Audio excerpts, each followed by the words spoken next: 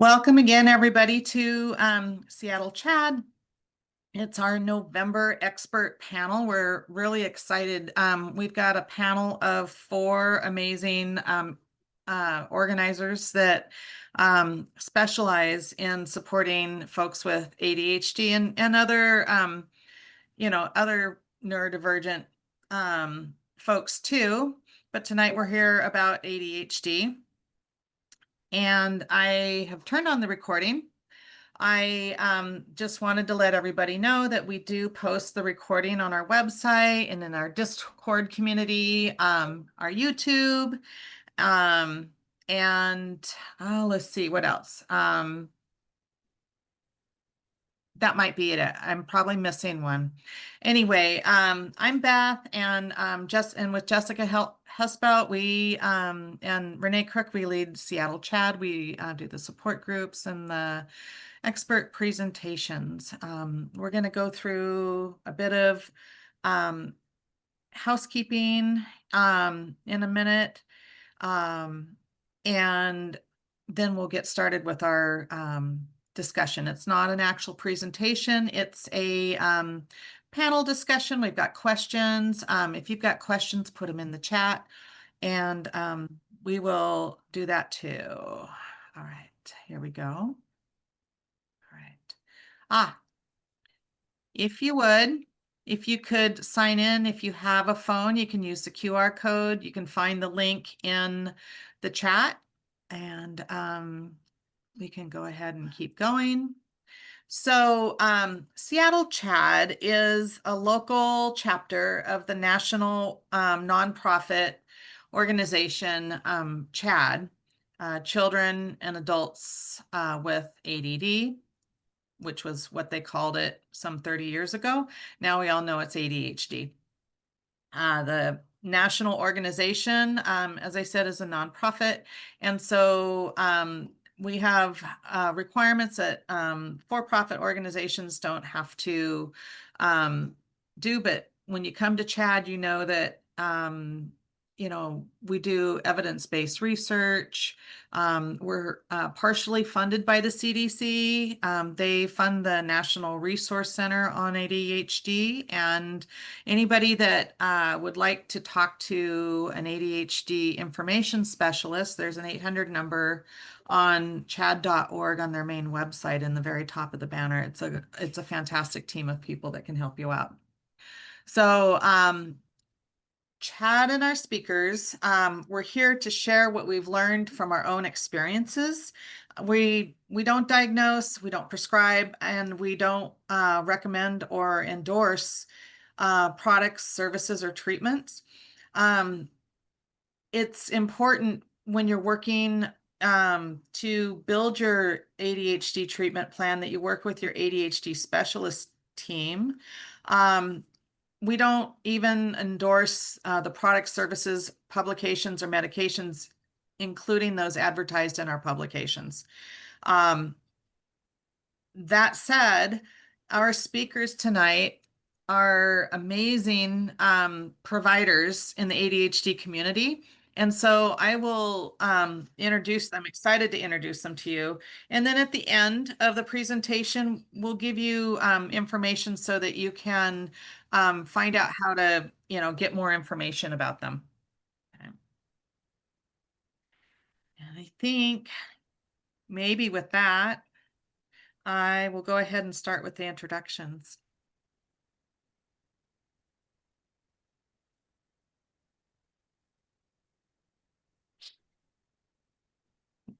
Discord community. Top 5 CHADD member discounts and how to become a paid member of CHADD. And then our speakers tonight. So Lauren Williams has been a member of Seattle CHADD for some time and a huge support to the team here. She and I were talking back in April, and I asked her if you could put together a dream team of organizers for an ADHD panel, who would it be? And she knew right off the top of her head. She said that she had to check in to see if they would be available. And then we got the team together and started working on it. So Lauren is she's a certified professional organizer and a certified virtual organizing professional. And her mix of practicality and heart is something that you find with every project she does. Um, she works best when your space feels impossible, which mine is almost always impossible. Um, and while it sounds cliche, she meets you where you are, but that's because she literally shows up and rolls up her sleeves and starts right in the middle, right where you are, with you.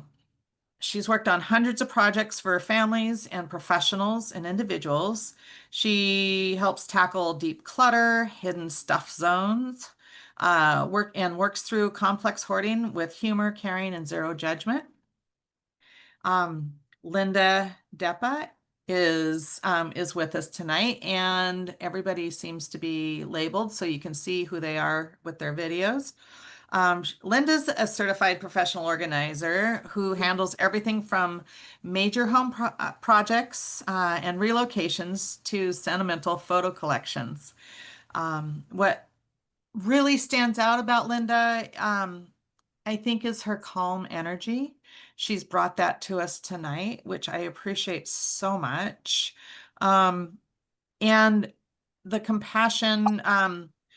She has a steady way of helping people and just to breathe again. And let me tell you, I need reminders to do that a lot. So I will take a sip of water, but she can help you let go and regroup and move forward, often in ways that change more than just your space. Um, So after decades in the field, she has seen it all, and she's found a place for all of it. Lisa Deily, how was that? Did I say it right? Daily? Yeah, Deily. Could you say it for us, please, Lisa? I want to get it right. Yes, of course. It's Daily. Daily. Got it. Thank you. Um, I've learned that, one is your name and the other one isn't, so it's important. Um, So Lisa is a certified professional organizer and also a certified neurodiversity coach. And she works with neurodivergent clients challenged by chronic disorganization. Um, she works to reduce the overwhelm and physical mental clutter using strategies designed with each individual's strengths and challenges in mind. Lisa brings deep training in ADHD friendly organization and Richie. productivity. Oh, productivity to her work, and she helps us build systems that feel natural and not forced. Her gift is turning overwhelm into order and with patience, humor, and genuine care. Thank you, Lisa, for being here. Mm. Todd Allan is joining us from San Diego, in the Palm Springs area. So I'm so glad you could find time for us. He's a digital organizer and productivity coach. He's been organizing both physical and digital spaces for years, and he helps us find clarity, especially in the middle of a digital storm. I've had a few of those today, even with the real storm going on outside. He has ADHD himself, so he understands how hard it is to focus, and how hard clutter and follow through can be. His specialty is creating simple, smart solutions that actually stick. And that means cleaning up an inbox, streamlining your Google Workspace, or bridging a gap between digital and physical worlds. So he's our go-to digital organizer to help things feel more under control. All right. So with all of that, we have some interactive chat that we want to do tonight for the chat messages. So in the beginning, I'll ask one, and then you guys can answer. So what is one thing you meant? This is for all of the non-organizers in the group. What is the one thing you meant to organize this week but didn't?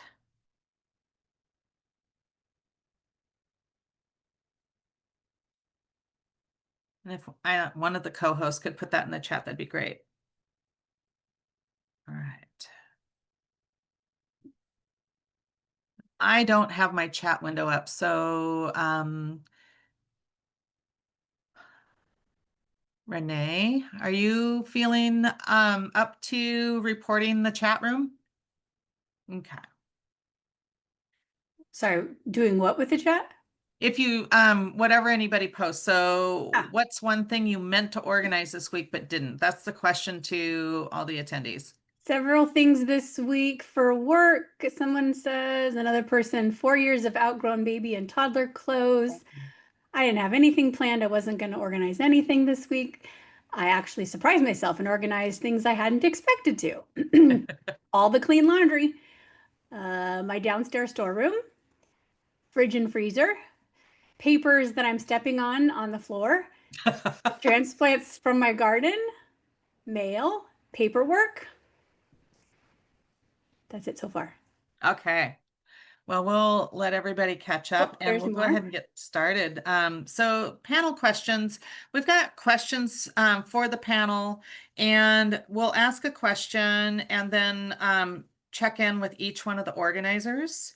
And then we've got questions under the categories of how do we get started, lived experience and trust, approaches and expertise. How do you help us keep things sustainable? And then we'll have some wrap up. And then I've got individual questions for each one as well. So any more in the chat before we get started? Yeah, so we have, oops, I need to scroll. I meant to work over the weekend and got overwhelmed and cleaned the gutters instead. Sounds like a great distraction task. Yeah. Procrastivity at its best. All the clean laundry, an eternal, and then somebody responded, an eternal struggle. And then reorganizing a laundry room, textiles and seasonal decor, my desk as well, and the doom pile on that is my desk. Nice. All right. Okay. Oh, that's so much better. I can see everybody now. Oh, it's so good to see everybody. All right. So getting started. Let's see.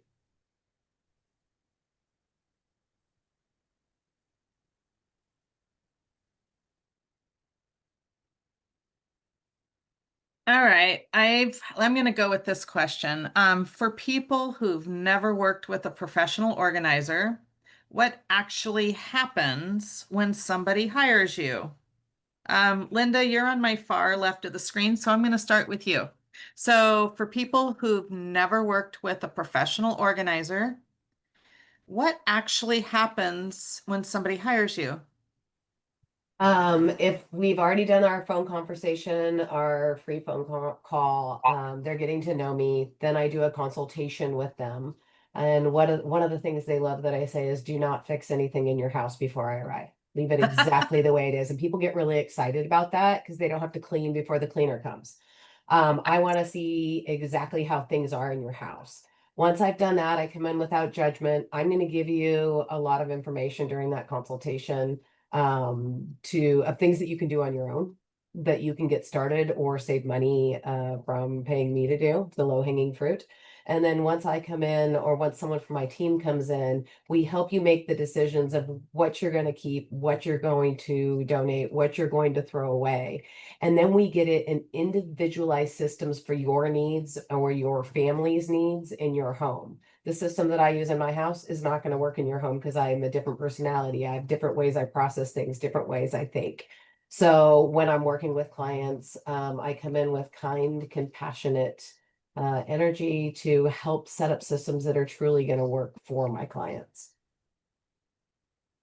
That's really great. Lauren, your turn. For people who've never worked with a professional organizer, what actually happens when someone hires you? Okay, everything that Linda said, everything. And I've subcontracted to Linda, so I can promise this is a true one too. You're gonna laugh. If we can't make this work fun, it's not worth doing. If we can't make this work fun, it's not as easy to do. And I at least also approach after dealing with the stuff and where does the stuff go and how does the stuff get stored? And I'll be speaking a little bit for Lisa about this as well. She does the same thing, I'm sure. I help my clients with what I call the support structures around the work. So if it's making you anxious, what are you going to be doing about that? What are we going to try and explore to keep the anxiety at bay? If it makes you very easily tired, well, what's the sense of pacing that you can reach towards, learn to be comfortable with, and how do we get that sense of pacing going? If it makes you just really frazzled, for want of a better word, again, what can we do? And if you haven't got a sense of timing, if you haven't got an easy way to focus, what are the tools can we work with to give you those structures as well? It's got to be a comprehensive program, a holistic program, or again, it's less likely that you long term are going to be successful. It's awesome. I love the laughter part. Okay, Lisa, your turn. What actually happens when somebody hires you? So when people come to me, they are in that state of overwhelm where they really are feeling they don't know where to start. And so a lot of what we spend our time on is getting really clear on what is it that they want out of working with me. I think the fact that I'm also a coach and integrate coaching into my hands-on work means that we spend probably a little bit more time on really visualizing the outcome that somebody is looking for. And I find that's really helpful because if we have that vision of the end goal, then when we get to those tough moments, either decision making overwhelm or paralysis around, you know, making the perfect decision, or really, like a lot of people say to me, can we just burn the whole house down and start all over again? I said that It tonight. helps sort of ground us in the process. And knowing that they have someone who's going to walk alongside with them to help structure and support what Lauren was saying there, to create that structure, to anchor you in the process, to help you not just start the decluttering and organizing, but see it through to completion, can make a huge difference in the way that you experience the process. And again, because I'm working with people who are chronically disorganized, the definition of that is persistent long-term disorganization that you tried to take care of previously, but haven't been able to, do it yourself. Building in that structure and support is really important to prove to you that it is actually doable. Sounds amazing. Okay, Todd, your turn. What happens when somebody hires you? Well, I've had the benefit of being both a physical organizer and a digital organizer, and one of the things is when I tell people what I do, in both scenarios, usually the response is either, why would anybody pay you to do that? Or, oh my God, I need you right now. And having said that, I think the most important thing is that when somebody is calling you to help them organize, and let me back up. I really believe that clutter is clutter, whether it's physical or digital. And there is another organizer that is in NAPO, and she actually trademarked the phrase that clutter is postponed decisions. So when somebody engages with an organizer, they're coming from a mentality of, this is something I can't handle myself. There's some shame involved. And so really setting up that trusting environment where there's no shame, there's no judgment, I think is the first step. And then really, I think what Lisa said was good in getting clear on what the goals are, you know, really sussing out what does this look like when it's perfect for you? And then just keeping everybody on track with that goal and keeping that goal in mind when you're working on a project. That's really good. I love the, I have so much digital clutter, like it's all over the place in so many different platforms, from Dropbox to, you know, my Google Drive to OneDrive to, you know, you name it. All right, so now, you know, a lot of you kind of either talked about or alluded to the shame that we carry around. You know, I just heard the term doom pile and floordrobe a couple weeks ago, and I was just like, yeah, I've got those. How do you help them get started without feeling judged? Let's go with, we'll just keep going in the same order. Linda?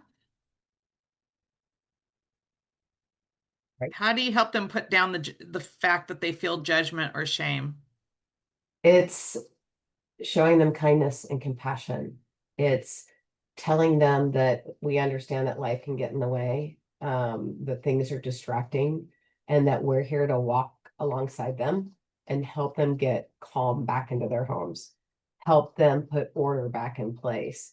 We're not there to judge them. We're there to support them. That's how I do it when I go in with my consultations. And then even when I'm talking to them on the phone, I listen to their pain points. I listen to what they've been through. I listen to their struggles, truly listen, and figure out what's going to work best for them. Again, it's that individualized approach with compassion and kindness. Yeah, very good. Lauren, how do you help with shame? Well, first off, I can promise you there are days that if you came to my place, you'd fire me on the spot. All of us sometimes are sitting in our piles of papers or looking at our sink with dishes that have not been done in more than one day, et cetera, et cetera. And I can also promise my clients, at least, that often if I were undergoing only one of their stories, and they're sitting there telling me multiple stories of deaths in the family, of divorces, of children being ill, I would be in my bed, covers over my head, sucking my thumb, refusing to get out anywhere for weeks on end. What I try to remind my clients to please, please, please, please, please do is give themselves the grace of being human, give themselves that self-compassion. We aren't taught to do that, at least not here in America. We're taught to be superhuman and nothing ever bothers us and we never get sick and all. That's bullshit. Sorry, but that's BS. Yeah. No, I hear you. It's I think it's so important when you're there with them that it helps you relate to their, you know, everything that they're carrying with them. Lisa, your turn. How do you help them when you get started and going through the process of dealing with the shame? Well, first of all, normalizing that experience.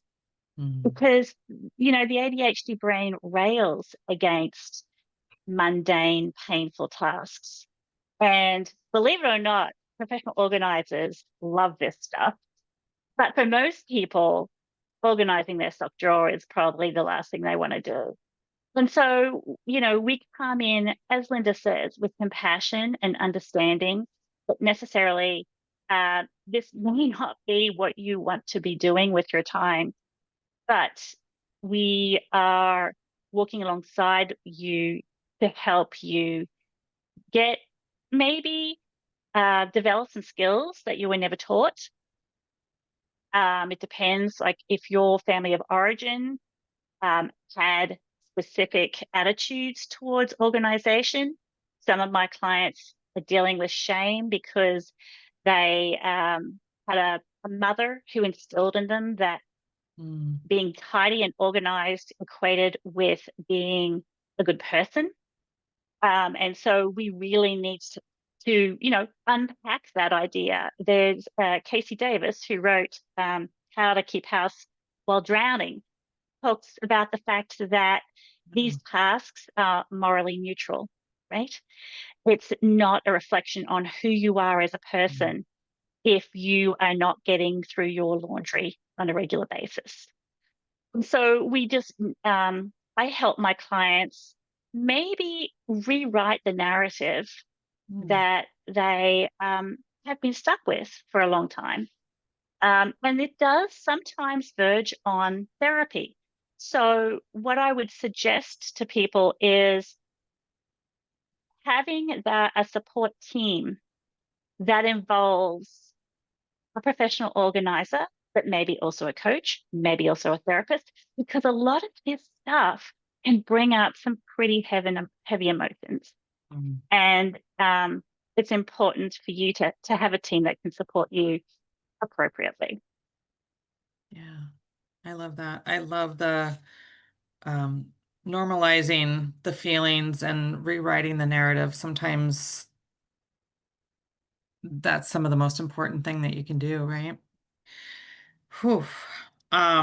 Okay, Todd, you, I bet, encounter a lot of shame with your clients when they're like exposing what is often hidden behind the screen. Well, I think really to be successful with somebody with ADHD and that, has that shame and fear of judgment is that I think everybody on this panel has a great deal of natural empathy. And, there's certain people that just absolutely would be horrible at this job. And I think that to really bring down that sense of shame and judgment is the essence of who you are when you present yourself to a client. Because, if a type A person walked into one of my clients, it'd just be like, why can't you do this? Just do it, move through this and get it done.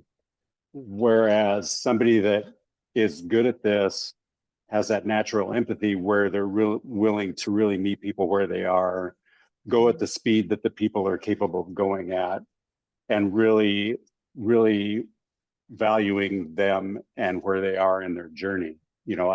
It's not a skill that you can, I think, bring to a client. It's who you are. I mean, and internally who you are. Yeah, I like that. Makes a lot of sense. Okay, so before we go on to the next question, I wanted to invite the audience to start putting questions into the chat. You've gotten a little bit of a flavor for who each of the organizers are. And maybe you have a question that helps drill down into something or a follow-up question that you want to draw more out of. I'll go ahead and go on to the next category, but as you're thinking of questions, go ahead and put them in the chat. And then I'll take a breath after this next one and ask Renee to read some of them. So, okay. So I don't know if I'm wording this right to actually get what I want to get across with this question. And so I'm gonna say it, but it's okay if an organizer wants to ask a clarifying question back. So sometimes for me, and a lot of people, sometimes there's definitely the concept of that when the student's ready, the teacher shows up, right? So if you were to invite yourself over to somebody's home that didn't really think that they needed organizing or they weren't ready, or perhaps a family member hired you to come help a family member, there's this, when you don't expect it, sometimes there's this unlock. Sometimes there's this small thing that like an unlock for me several years ago was actually looking to see where I'm putting things. It's not always the right thing, or where will I use things, right? I am looking for, if you have found, like, if there's a small thing that has big ripple effects. Is it the understanding of a concept? Is it the, you know, working with somebody, because everybody's environment's going to be different? Is it, you know, clearing off and making the bed so that you have a flat surface, or clearing off the dining room table so you have a flat surface, or, um, you know, I don't know if that's helpful for, but the goal of the question is a small thing or concept that kind of helps with everything that follows. Let's see, we'll go with Linda. So you want to know what is one thing that has helped a client, like light bulb go off? Yeah, maybe it's a different way to think about organizing, as opposed to, I'm not looking for like, oh, you should always put your keys here. It's more like a different way to think about, because I think so many of us have tried it and it hasn't worked. Gotcha. So I've also talked to preschool groups, and I'm not saying you guys are preschoolers. Please don't take it that way. But Yeah. parents will go in, especially moms, and they will go in and organize their child's room the way that their brain processes. Yes. And then they're super confused why a week later, little Billy cannot figure out where to put X. That's cool. I mean, It's not that, but I love this. I love this. Yeah. So this is where I'm going with it. So light bulbs go off all over the preschool rooms or the MOPS rooms or whatever speaking place I've gone to, because the parents are like, oh my word, I do that all the time. And then I get mad because little Billy can't keep the room clear. The problem is the mom is trying to organize the room to the way her brain processes and the way her brain thinks. They're not trying to organize it to the where would little Billy look for it? Where would his brain look for it? Is he a visual learner? Is he a kinesthetic learner, which means doing it yourself and putting it away? Repetitious. It's a repetition that builds the habit that sets it in place and puts it in motion. So I think a lot of times it's figuring out the way that the client's brain processes. Because again, like I said earlier, I can't put my organizing style into someone's home. It's not going to work. We're all different. The other thing that I want people to realize is just because mom organized it this way, or Aunt Judy organized it this way, or my best friend Phil organizes it this way, doesn't mean that that is the right way to organize it. There are 1,000 different ways to organize things because our brains process things differently. There is not one right way to organize it. There's just not. That's That's why a it's huge so, unlock. You nailed yeah, it. Yeah. yeah. And that is why we as organizers set up individualized systems for our clients' needs, whether it's digital organizing, whether it's ADHD organizing, whatever kind of organizing it is, photo organizing, kitchen organizing, bedroom organizing, closet organizing. We need to set up the system for the way our brain processes, the way our brain thinks. Like for kids or some adults, they're kinesthetic, but they're also auditory. So I'm saying it to them as I'm having them pick up an object and actually put it away while we're organizing. Because it takes 18 to 21 times to build a habit, good or bad. And then here's the other unlock that I want everyone to think about and understand. If you're 10 steps forward and you stop doing things and you take 2 steps back, remember you're still 8 steps forward. So pick it up. You have not failed. You have not done, you're not wrong. You don't stop. You're not a failure. Don't start that negative talk in your head. Go, hey, I'm still 8 steps forward. Let's keep going. And let's keep moving forward. So those are my big unlocks. And here's the other thing. Sorry, guys, I'm taking too long. No, that's awesome. Is you want functional, not perfectionism. Make it functional. Don't make it perfect. My house isn't perfect, and Lauren is very right. There has been many a times I've looked at my desk and going, good Lord, I'll say it to my team, good Lord, do you know a good organizer? I need to hire someone. I've been working in other people's houses, and my desk looks like a bomb went off on it. Spend a couple hours, whip it back together, and we're good. But there are times where I feel like I need to call Lauren, I need to call Lisa, I need to call Todd and go, help me. Because we're looking for functional, not perfect. Wow. Hey, thank you for being a guinea pig on that question because that's exactly what I was after. But I didn't know how to say it. So Yep. you really got to it. I appreciate it. And it's gonna help the 3 that are gonna follow you now. So thanks, Linda. Yep. All right, Lauren, your turn. I was laughing so hard because I have lost count of how many times I've had the little Billy conversation. So many times. I've lost count of how many times I've organized one of my children and wondered what's wrong with them. So one thing that I try very hard to get my clients to believe in with the depth of their souls, go slow.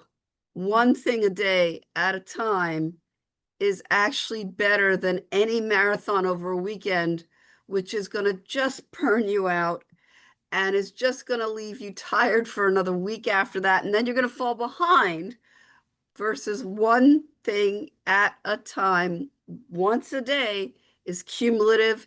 You're building up the habits, you're building up the resilience. And when you get really good at one thing at a time, one day at a time, then do 2. And someday maybe 3, and someday maybe 4, and someday maybe it doesn't have to be every single day. Maybe it can be every other day, et cetera, et cetera. This is Wow. one of the ways I have to teach many of my clients to look at things is a wisdom I acquired from a gentleman named Barry Isaac, ex-past president of the whole national shebang of NAPO, one of our professional societies, all 4 of us here. He used to specialize in garages, and he'd get a client asking him, so how long is this going to take? And he'd have to answer, how long did it take to get here? This is not a sprint. This is a marathon. And building solid habits slowly is a lot better, a lot saner. Wow. I like that. The slow and steady, that's a hard one for me to take. I think part of what makes it great that you said it is that like I might think that, but I don't know that because I don't have this broad spectrum of experience that you do. And so by your saying that and that being the first thing that you said, that's almost like not really giving permission, but basically giving that benefit of that broad spectrum view that you have, right? So you've seen it work. And I think that's, I don't, it's like I don't stick with it, so I don't know if it works. So that's a huge unlock. Thank you. Okay, Lisa, your turn. You're muted. Oh, let's unmute. There we go. Okay. Can you hear me now? Yes? Okay. So I was just saying that the points that Linda and Lauren made are absolutely spot on. I would say that an unlock, I think, that often can be really transformational for people is understanding exactly how their brand of ADHD is impacting their capabilities. Because we know that pills don't teach skills, right? Medication, absolutely frontline. There's a lot of value for those people for whom it works, but it's not going to teach you how to sequence a decluttering project. It's not going to help you understand how to build guardrails around your decision making in order to keep you from getting overwhelmed. It's definitely those sorts of things that before we can really get into it, we need to understand what is your personal experience of ADHD. The other thing I would say is working with your energy is so, so critical. So you may wake up in the morning and feel like, okay, I am ready for my organizer to come. We've got 3 hours on the books. I know a lot of us do shorter sessions with our neurodivergent clients because you are working with fewer spoons. And so we do like more regular, shorter sessions. But guess what? The organizer may show up at 2 o'clock and your energy levels are tanked.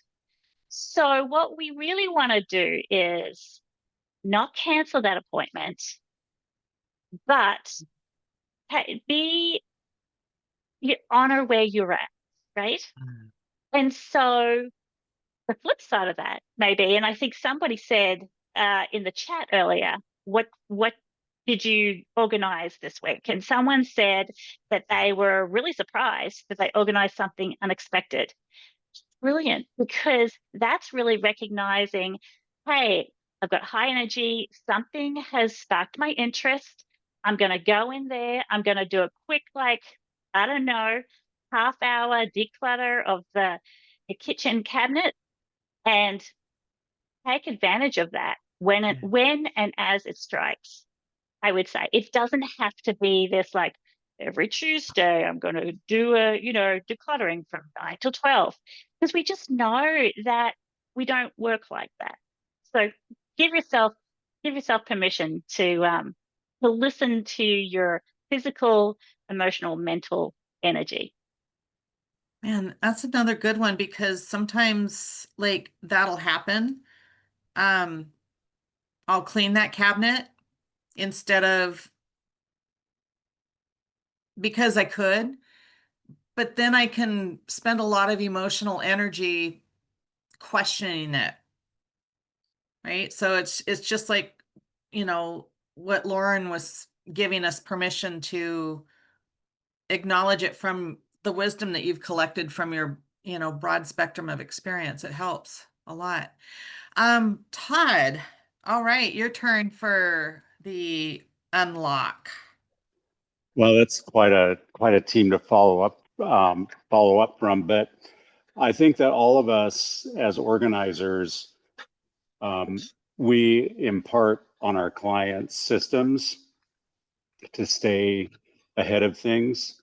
And I know myself, one of the things that it's kind of one of my non-negotiables is on Sunday, I do a plan for the week.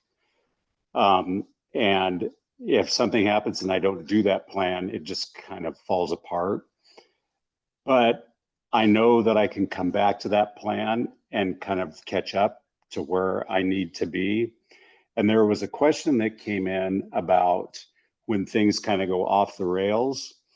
especially around, I believe, 2 toddlers, and that's in the physical space, but it still holds true for the digital space, that you come back to that framework that you know that you can work and work that plan. And I think that helps you kind of get back on track.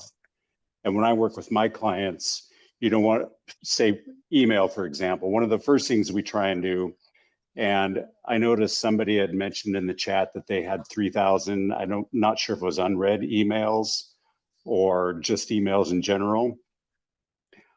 I want to put everybody at ease. The record that I've seen is 100,000. Ooh, So, all right. I'm going to share that because in my family, there's a couple of us that when people see the number in the red bubble, it's like a good 15-minute conversation that everybody has to like have their little minds blown. That's awesome. But the thing is, the first thing is to kind of get through that backlog. But then my goal is to leave them with a process that they can process email in a healthy way, in a productive way that saves time and people aren't susceptible to distractions. Nice. Nice. I love this. So I think it's all about that. Heidi, 55,457. Nice. Nice. Well done. So it's all about that framework. Hey, and I think all of anybody us else want to put their red bubble number in there or their unread number? Richard, nice. Screenshot, yes, me too. Yeah. Yeah. Oh my gosh. All right. Yeah, keep them coming, whatever your red bubble number is. Love it. All right.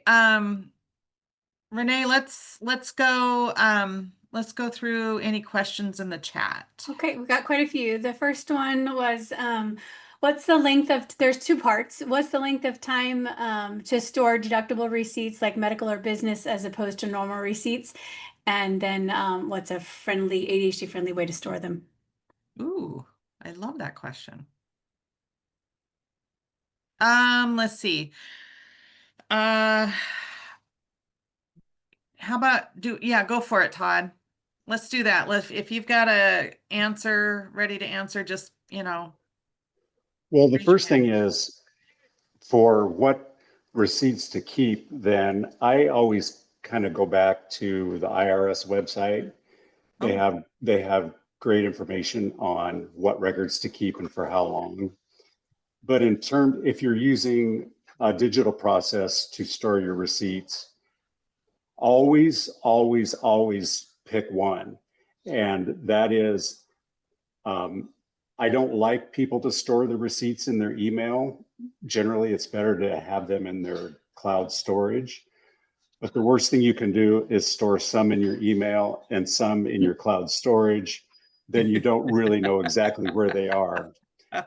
And it kind of goes back to one of my things that I think is really helpful for somebody with ADD, and especially with a lot of the apps that you get flooded with all the time, is like a digital flow chart. And that is, it's like, for example, Gmail is what I use for email. I have a CRM that I store client information in.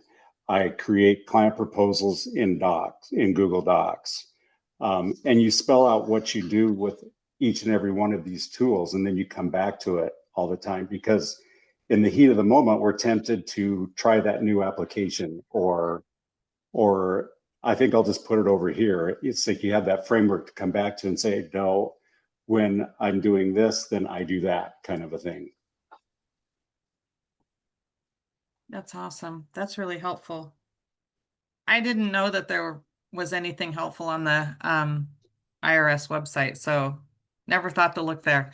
Well, they're the ones that can put the heat on you if you don't do something right. So it makes sense to go to that for the source. Nice. All right, Lisa, go for it.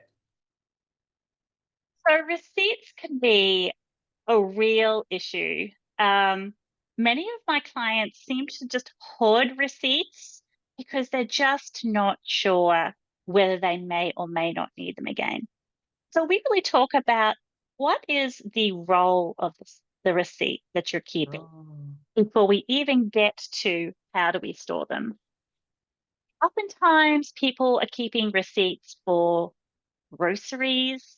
They're keeping receipts for a manicure, things that if we take a little step back and rather than just kind of putting them somewhere, we can make that decision before we even sort of come into the house, right? Before that clutter enters the house, if we can make a decision, is this something that is worthy of taking up space in my home environment? That can really, really help. And so that part of that is learning to trust yourself, trust your instincts, know what it is, why it is that you're keeping something. The second part of it is if you're not tech savvy, I love just an old school filing method.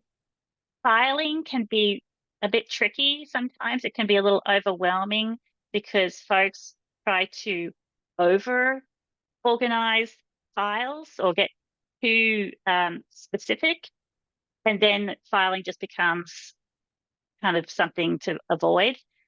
But if we can keep it as simple as possible, to Todd's point, keeping them all in the same place. But if you have a basket just for receipts and you put a receipt in as you get it that you know you're going to want to keep for a month, 3 months, what have you, then you're chronologically building like your file. Your piling system is a very legitimate form of filing. If you have to get that receipt for whatever reason, you just tip the basket over, and then kind of depending on kind of how far back it goes, then you'll have like a layer in the pile. It's almost like the layers in like a mountain, right? The stratification. And you'll be able to find that receipt. So I really subscribe to this, like, keep it as simple as possible, because the more complicated it becomes, the more it will tax your executive functions. And if you're a tech person, that's awesome. If you're not, maybe think about how do you simplify. Nice. Very cool. Okay, Lauren, your hand's up. So, in addition to what Todd and Lisa have said, I do always caution clients to, if they have any unusual circumstances, perhaps a divorce, or perhaps really challenging medical circumstances, if they've got an accountant and or a financial planner, an estate planner, have conversations with those folk as well about what they might need to keep. My personal professional favorite example of that is I was once working with a professional property manager. This was a long time ago. I don't know if this is still true, but at that time, that profession was required to keep some of the documentation about its clients forever, and they were not allowed to digitize. So understanding what your needs are for what you keep can also help guide what you keep. Got it. Very cool. All right. Linda, go for it. I also agree with Lauren on that one. Besides what Todd and Lisa said, but people ask me what's my retention records. I'm like, do you have a bookkeeper or CPA? Because what I have found is different bookkeepers, different CPAs also have different comfort levels of what you and knowledge of what you need to keep. Some of them is not my wheelhouse. Again, retention. I had a house we cleaned out and it was a lawyer. And I needed to know how far back we had to keep. It was an estate and we had to keep the documentation. So it's reaching out to whoever does your books or whoever does your taxes at the end of the year and saying, what exactly, what's your comfort and retention? Because You know, we never want to make our CPAs or our bookkeepers mad by not having a receipt. We want to make sure we have those receipts. So checking with them, I highly recommend checking with them, but Todd's also correct, 7 years, or go to the IRS website on what you need to keep. But there are times I have a client that I'm working with right now, and her mom was ADHD, and we are closing down an estate, and there is stuff everywhere, which is very stressful for the children as we're cleaning it out, and we're having to go through and find all the different documents that we need to shut down the estate. And it's a matter of going back to the attorney and back to the person that's helping close down the estate to figure out what is the retention, what do we need to keep, and all of those things. So again, go back to the subject matter expert in those areas and get those questions answered. Yeah, really good advice. Okay, another question from the chat, Renee? I feel like if I slip up even the tiniest bit with tidiness habits, the mess, 2 toddlers, snowballs faster than I can catch up with, which leads to a complete inability to approach it. Habits being hard for ADHD brains, this happens constantly. Is there a helpful mindset shift or other tip to help with this situation? Linda? So we're going to go to the 2 toddlers because they have lots of accoutrements that they come with. And aunties and grandmas and grandpas, they love to buy the toys from Costco with the 5,000 pieces that are included in them. And one of the things I always tell parents, less is more. Kids get overwhelmed, stressed out. Let go of a good percentage of it, because or pack it away and bring it out, rotate toys so that there's less there for the mom to handle and less for the kids to get overwhelmed with. So that's going to be my biggest thing for a parent with toddlers is, and they're only going to get more. Christmas is coming.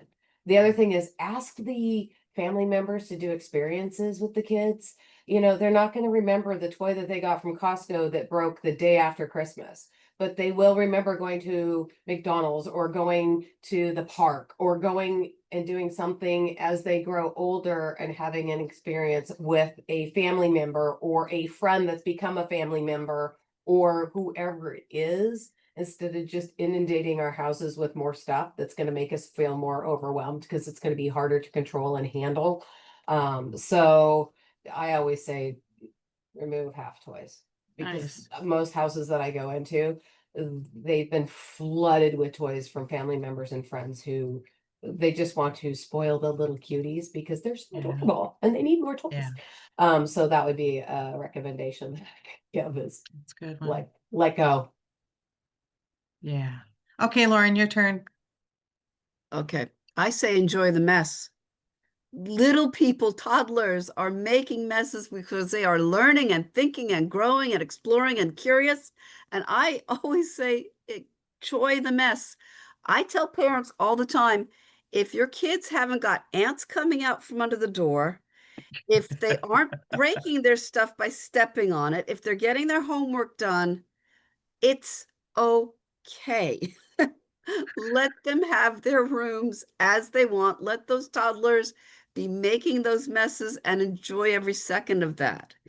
I agree, though, with Linda that in this consumerist age and day, too many toys, and way too many toys.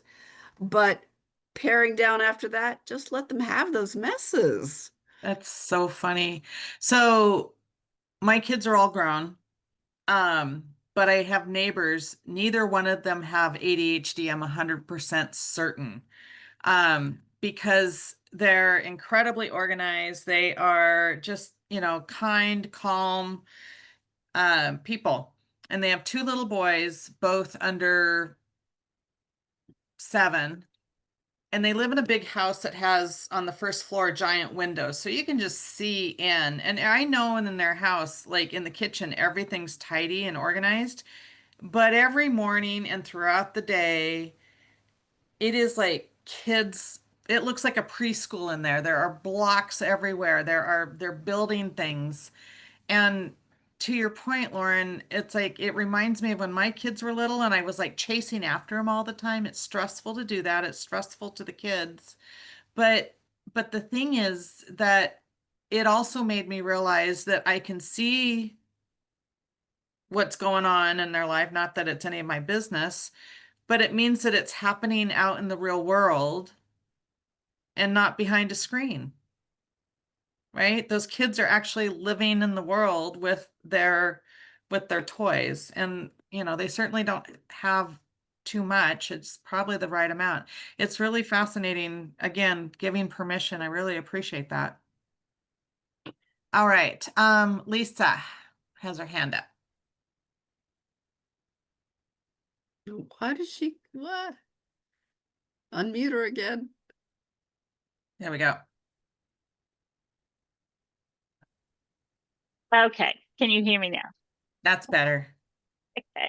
I think I snuck in before Todd. Sorry about that, Todd. But I just wanted to say, really, the fewer toys a child has, the more creative they can become with the toys they do have. And we're really seeing this shift to, you know, creativity is being taken out of our lives. AI is taking over creativity. Time constraints is taking away that downtime to be creative. We want our kids to engage in that creative play.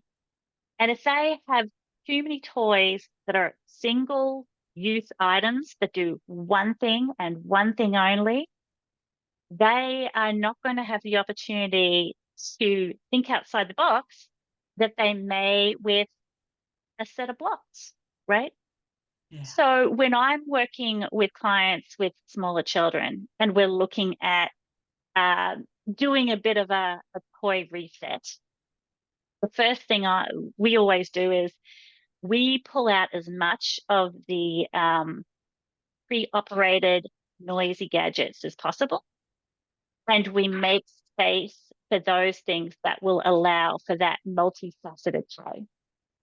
The I other love that. thing is making it easier for the kids to access those things without having to ask for them, because that will then build their independence and also put them away when they're done.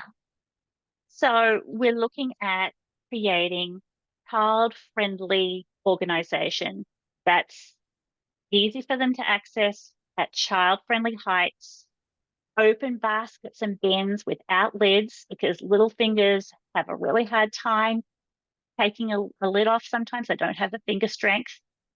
And broad categories that make sense to them. And you can definitely even start this with pre-readers.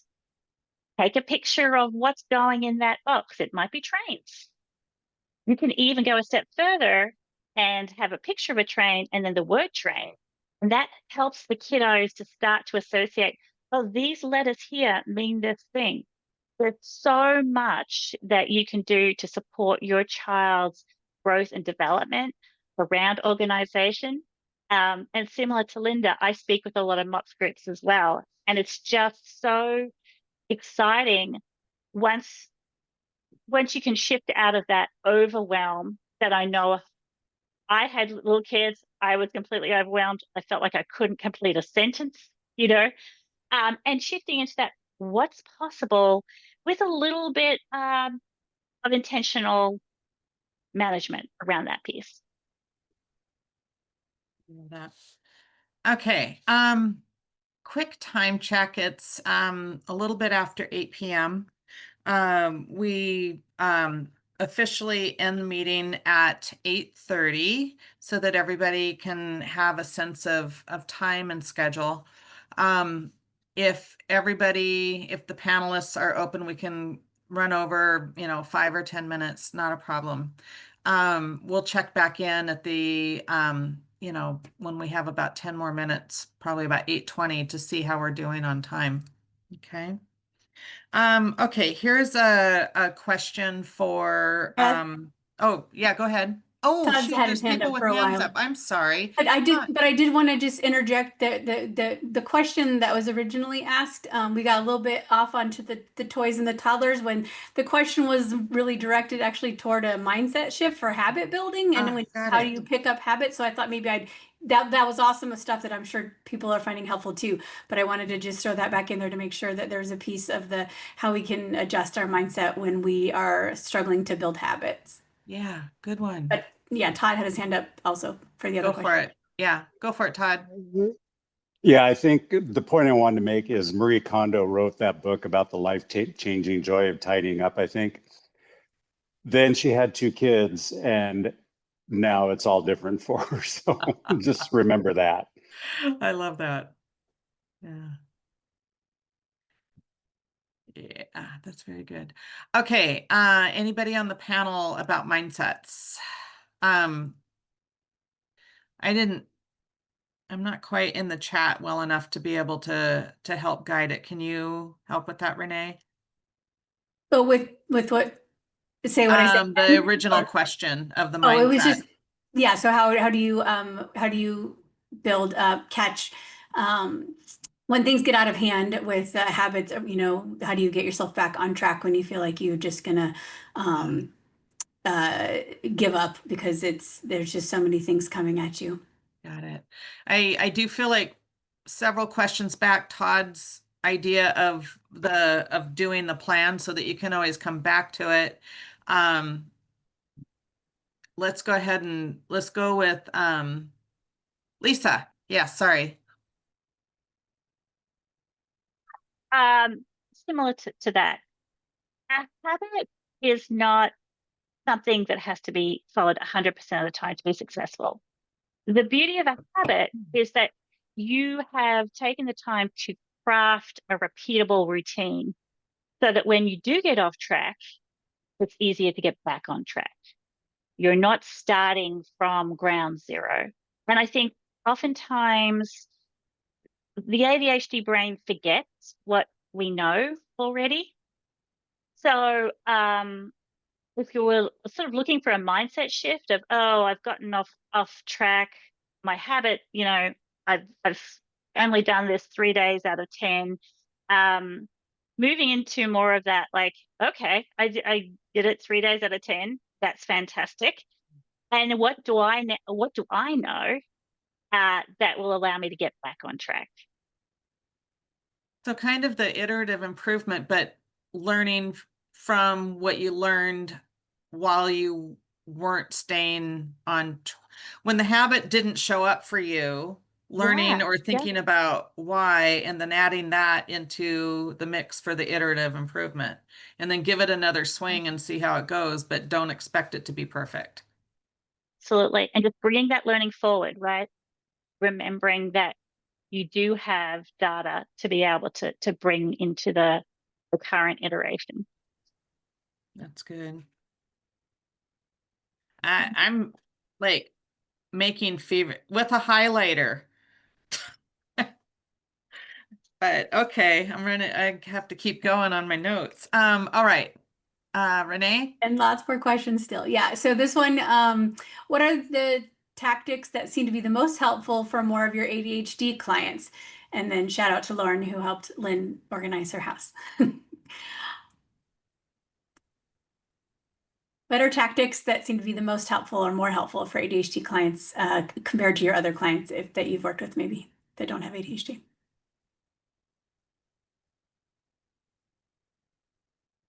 Lauren?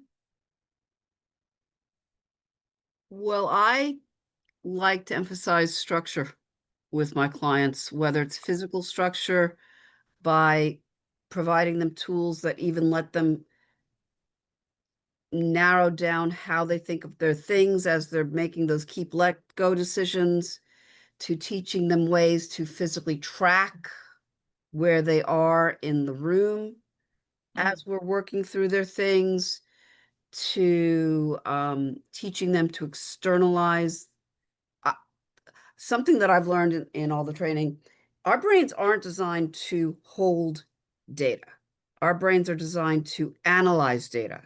So the more you externalize the data, like no longer pretending that you're going to remember your entire grocery list rather than writing it down. No longer pretending, and I have to do this myself, I'm aging here, that you're going to remember your schedule instead of, yes, I'm going to say the nasty C word, calendaring it somehow. Bringing out everything from memory that stresses memory so that then you can be doing the thinking about the projects, about the actions. That's something I encourage with all my clients in all sorts of arenas. That's really good. I like that. Todd. What you got? I have a AM checklist, I have a PM checklist, I have a weekly checklist, and I have a monthly checklist.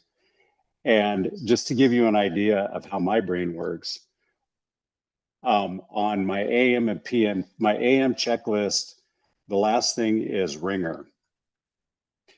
So I turn my phone ringer on, I check that. And then at the PM checklist, the last thing is vibrate. So I turn my phone to vibrate. If I don't do my checklist, which has happened, then I miss calls and miss things because I just don't remember to turn my phone ringer back on again. Yeah. So the tool that I use for that is Google Keep. It's a really super simple note program within the Google Workspace, and it allows you to create these checklists. And then when you're done with it, one of the options you can do is uncheck all the items. So it's perfect for my checklists. Oh, nice. And so like one of the things is in my AM checklist, I go on Facebook. I don't go on Facebook that much. I try to avoid it as much as possible, but I do go on it and I wish people happy birthday because it's one of the places where birthdays are. So one of the things on my AM checklist is checking birthdays. And if I don't do my checklist, then I don't wish people happy birthday. So the point I'm trying to make is for an ADHD brain, having checklists is like offloading all that minutia that is so boring to something else. So instead of having to do all these things, all you have to do is tell yourself you just have to work through your checklist. That's helpful. Lisa?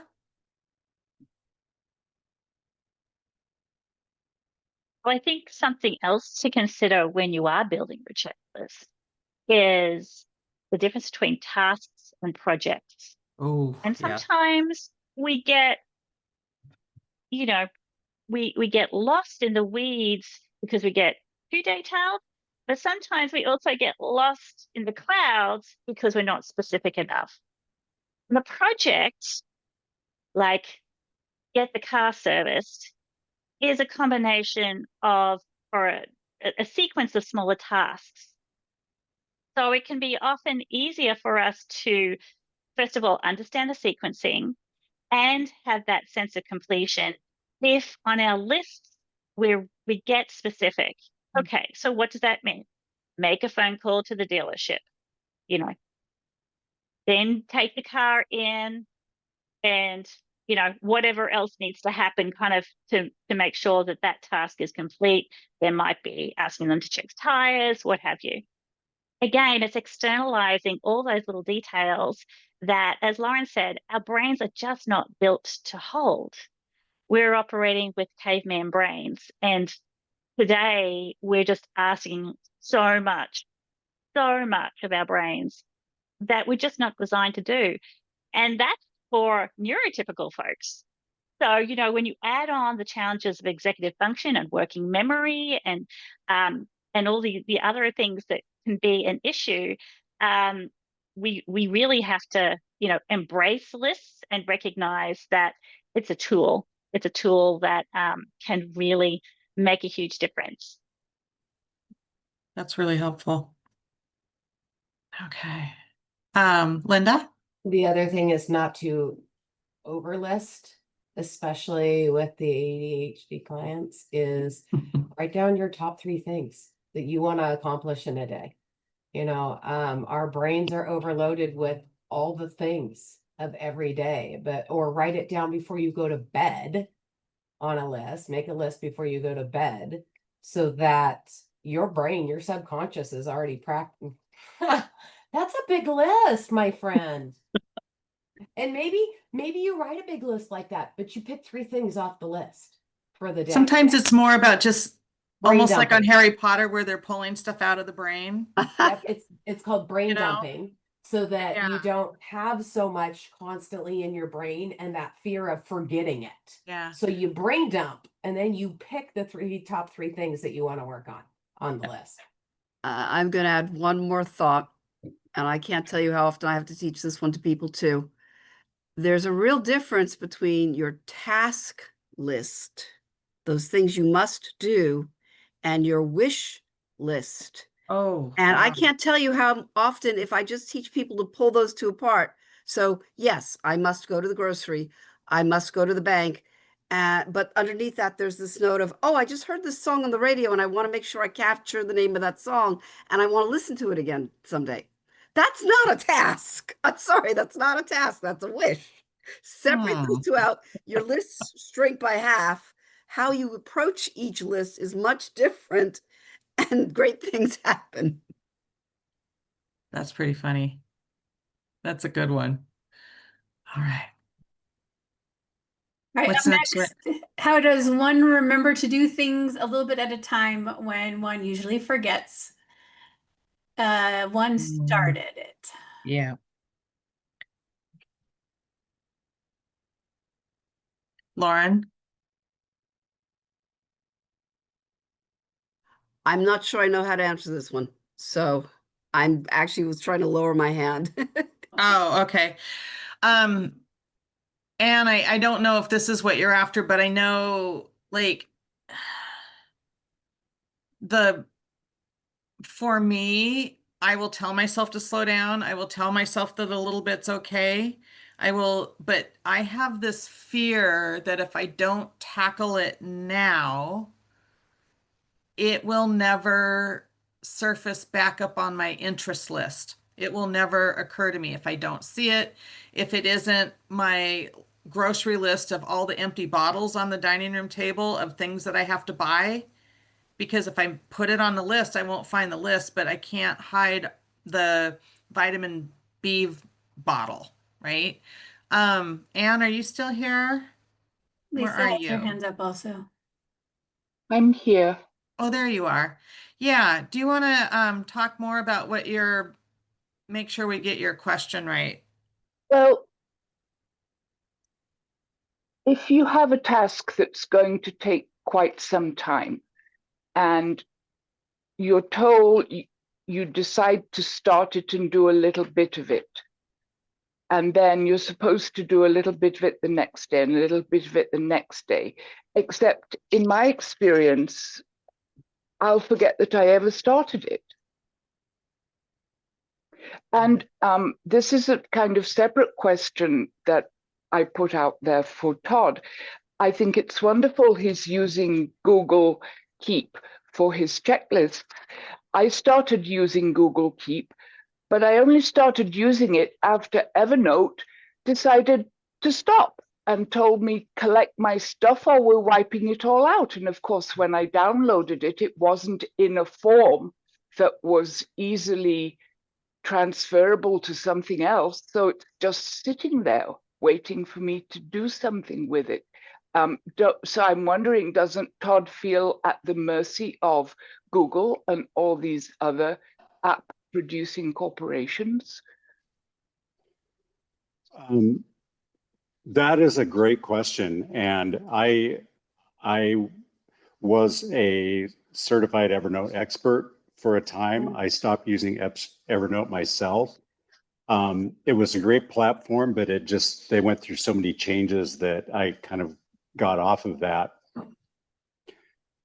And the reason that's a great question is because we're all confronted with that today with the tech platforms that we're using. And I know there's a great deal of discomfort with companies like Google or Microsoft and what they do with your data and things like that.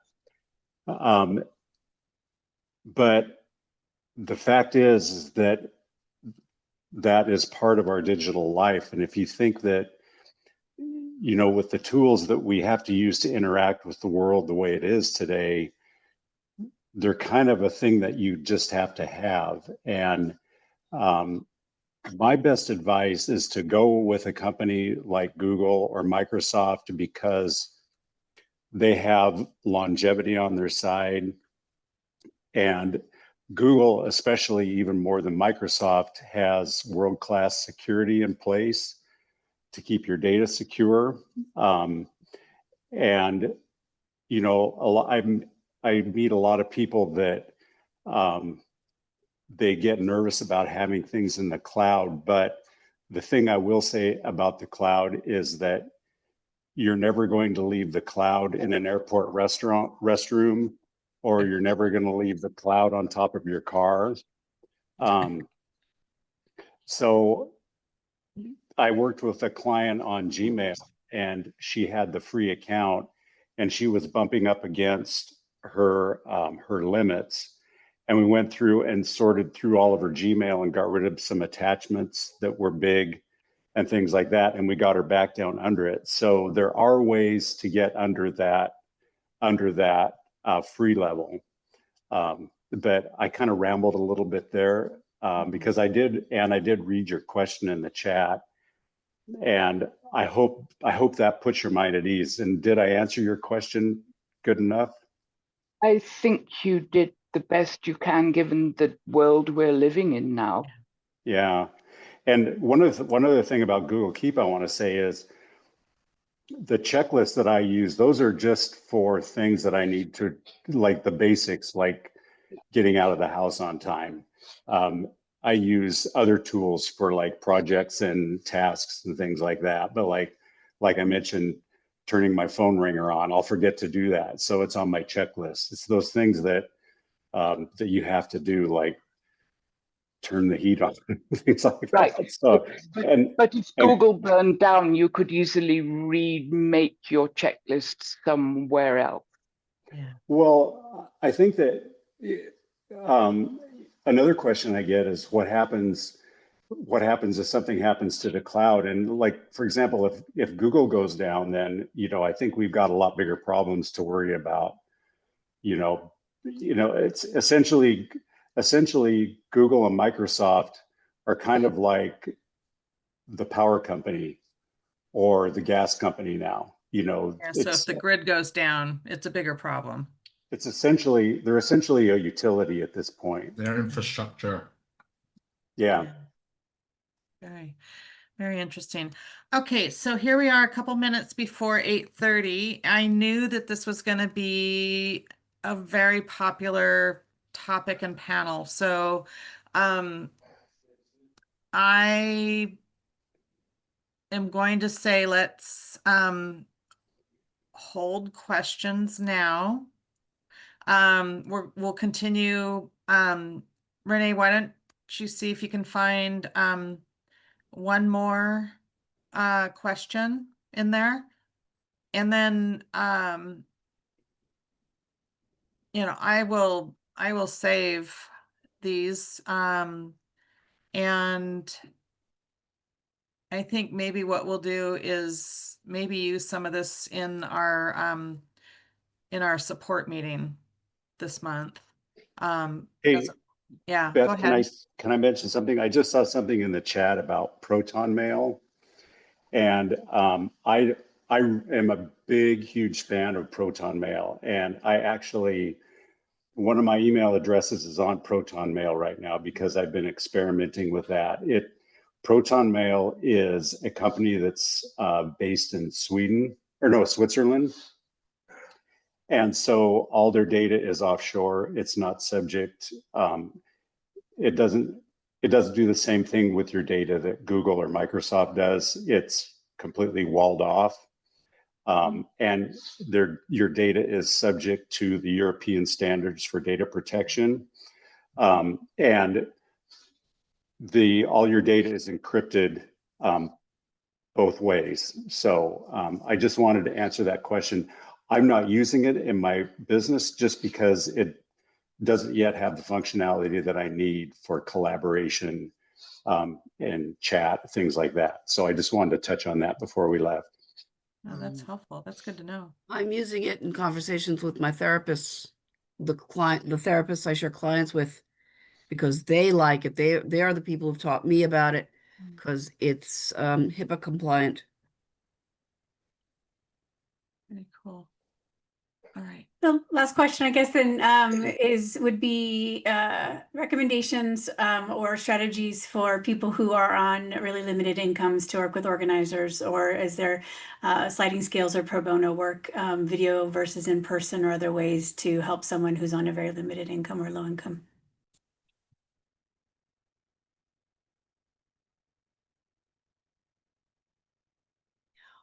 Lisa?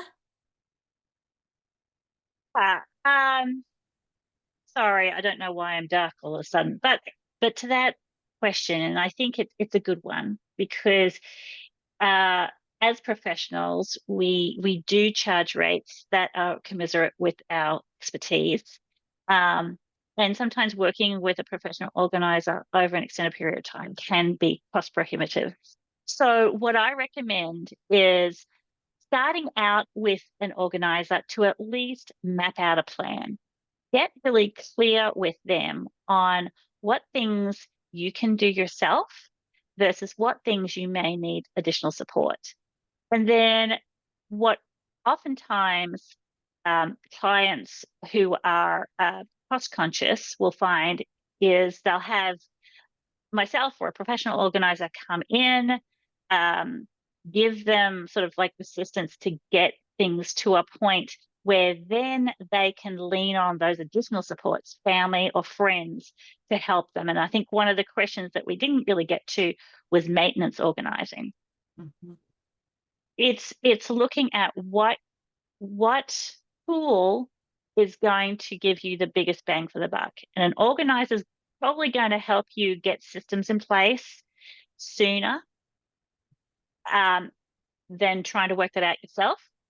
But then once the system's in place, you can look at your other support systems to help you maintain it. That makes sense. Thank you. Lauren?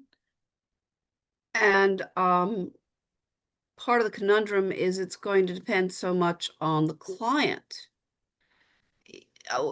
I've worked with people only helping them with their clothing or only helping them in the kitchen. I've worked with other people.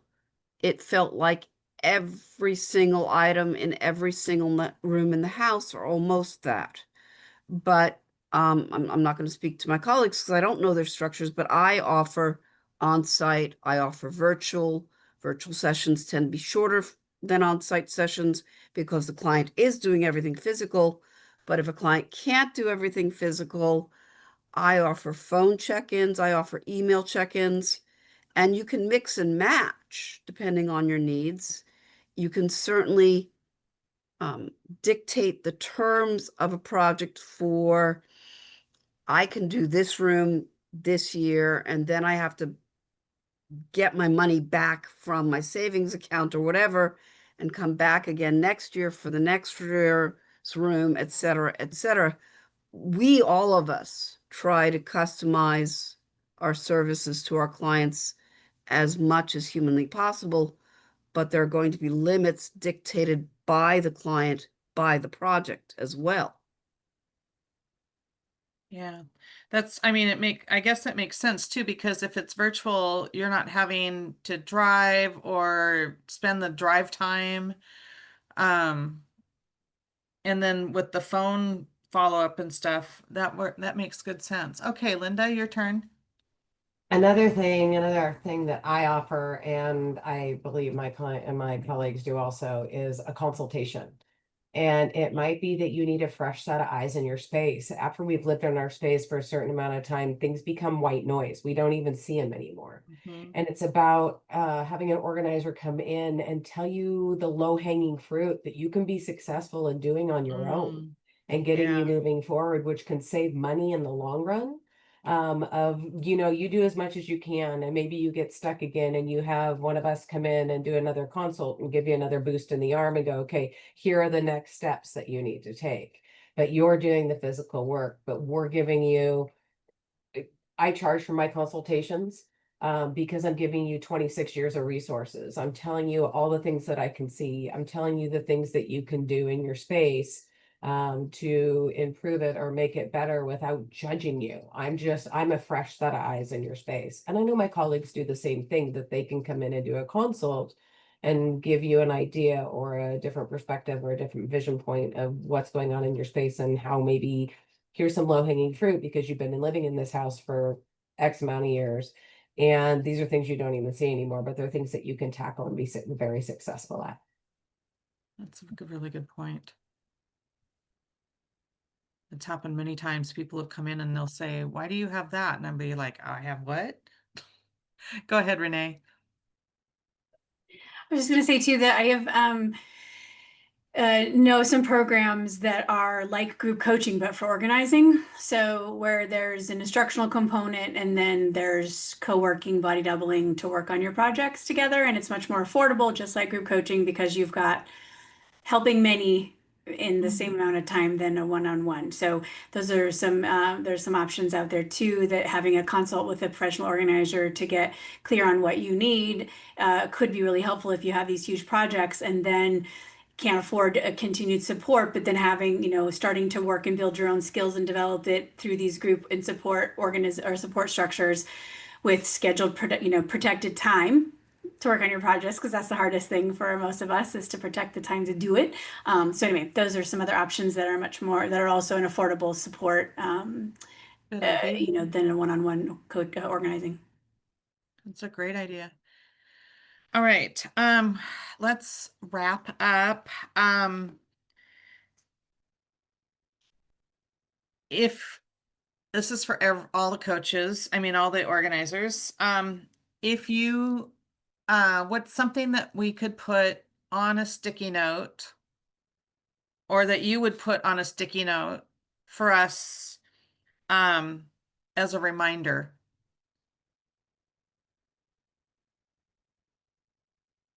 Oh, Lisa, you're smiling. There you go.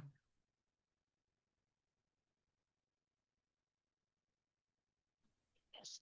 Okay, I'm unmuted, right? Okay. Yes. I was smiling because I love sticky notes. And I think if you were a visual processor, sticky notes can be both a blessing and a curse. But I have two things. One is kiss me. Keep it simple, super simple for me. That is keeping simplicity top of mind can really help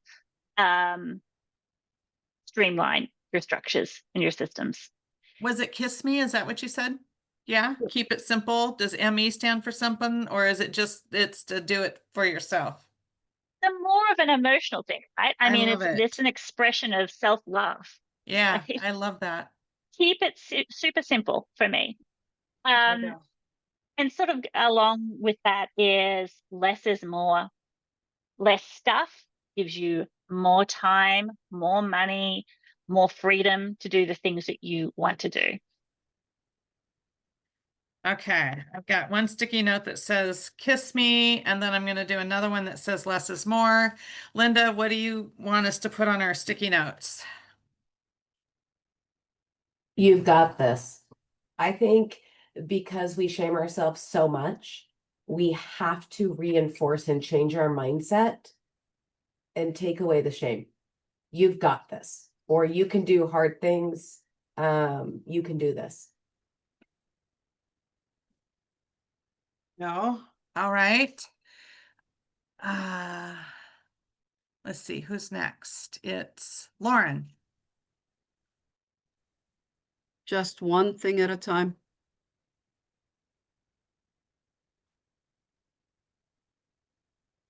Just one thing at a time. All right. Okay, there's, you've got this. And Todd. Let's see. What's one thing I can do today to move my life in a positive direction? Hmm. Okay.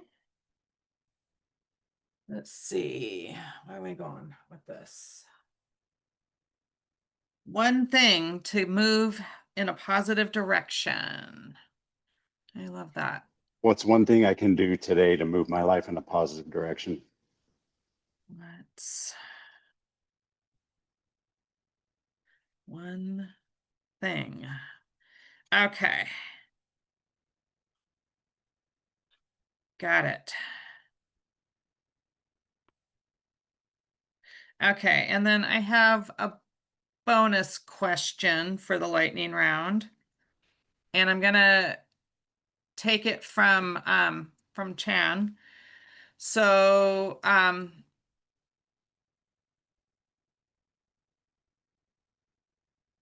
how do we, what's a way to, I guess, protect ourselves when we live with other people that may or may not have ADHD? It's, you know, like we can't put a shield around us, but what's maybe one cheat code that we could have for when we're living with other people that aren't toddlers that we can't pick up and go put them someplace?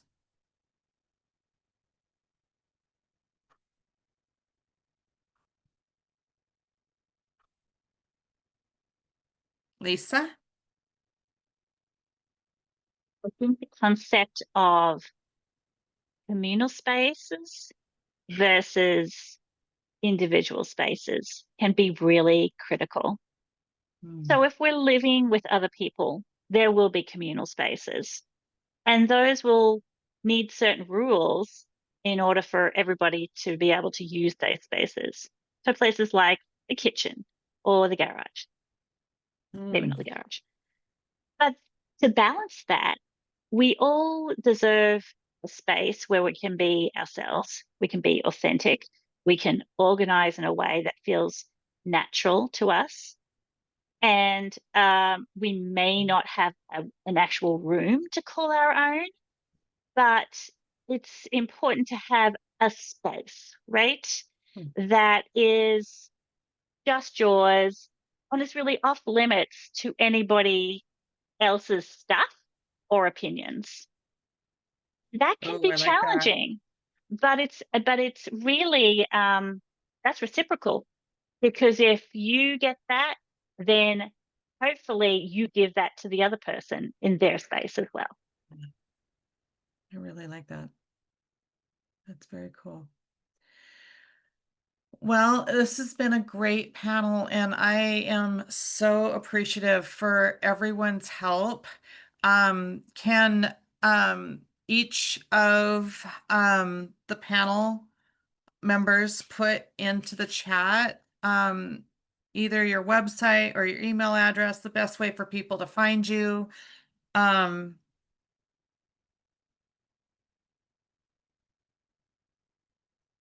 then with the recording, I will have your contact information on the last slide for anybody that watches the recording to find you that way.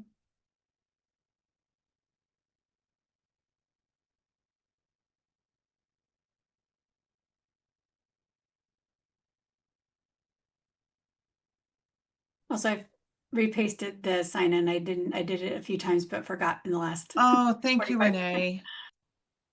All right. And anybody in the audience, if there is one thing, where is it? My cheat sheet. Was there a tip that you heard tonight that you think might actually work for you? If you put that into the chat as we're all saying goodbye.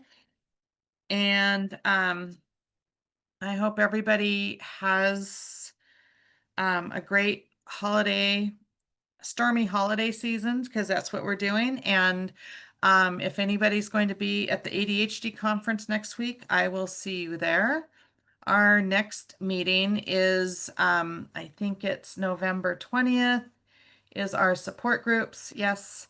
No Seattle CHADD meeting next week. And then on the 20th for support groups, and then no in-person meeting this month because of Thanksgiving. So thank you everybody for being here, and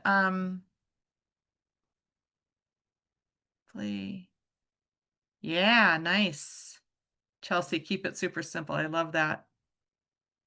Alex likes Proton. Very cool.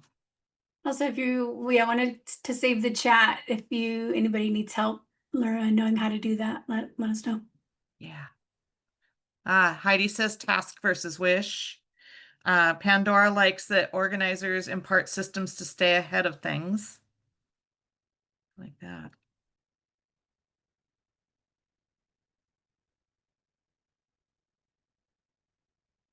Very cool. All right, everybody. Good night. Have a good weekend.